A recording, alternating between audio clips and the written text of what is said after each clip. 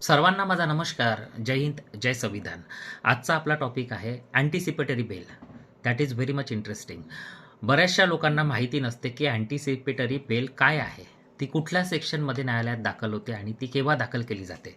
तर anticipatory bell अटकपूर्ण जामीन जी CRPCच्या section 438 न्यायालयात दाखल केली जाते. जे CRPC 438 होतं ते आता BNSS 482 म्हणून झालं आहे.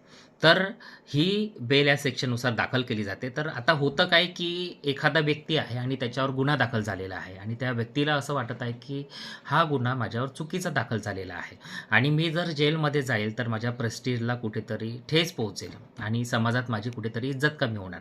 तर अशा वेळी काय करतो की त्याला अटक करण्याची संभावना वाढली जाते. तर अटक होण्यापूर्वी त्याच्याकडे एक ऑप्शन असतो की आपण या सेक्शनमध्ये अँटिसिपेटरी बेल टाकूया. अँटिसिपेटरी बेल नॉर्मली 420च्या केसेसमध्ये म्हणा, कुठे 376मध्ये पण टाकली जाते. अशा बऱ्याचशा केसेस आहे. अपहरणाच्या केसेसमध्ये म्हणा, रॉबरीच्या केसेसमध्ये सुद्धा अँटिसिपेटरी बेल टाकली जाते.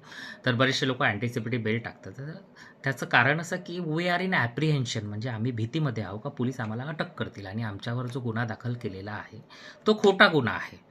त्याच्यामुळे ही अँटिसिपेटरी बेल टाकली जाते. आता अँटिसिपेटरी बेलमध्ये एक शब्द असतो ॲड इंटेरियम.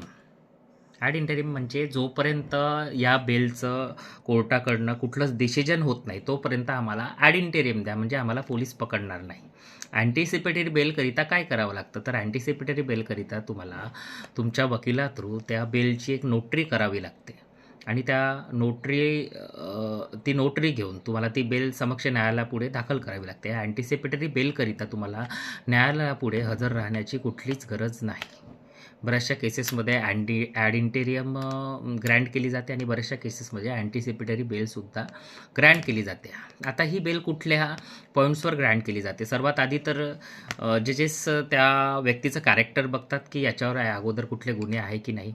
त्यानंतर हा जो क्राईम आहे हा सोसायटीच्या विरुद्ध खरंच आहे की नाही ते सुद्धा बघितलं जाते आणि त्या व्यक्तीचा रेकॉर्ड बघितला जातो की व्यक्ती कसा आहे आणि या क्राईममध्ये त्याचा खरंच सहभाग आहे की नाही हे सुद्धा बघितलं जाते. या 3-4 पॉईंट्सवर जजेस लोक तुम्हाला अँटिसिपेटरी बेल ग्रँट करू शकतात. अशाच प्रकारच्या माहितीकरिता, कायदेशीर माहितीकरिता माझ्या चॅनलला सबस्क्राईब करा, माझ्या पेजला फॉलो करा आणि आवडलं तर नक्कीच शेअर करा.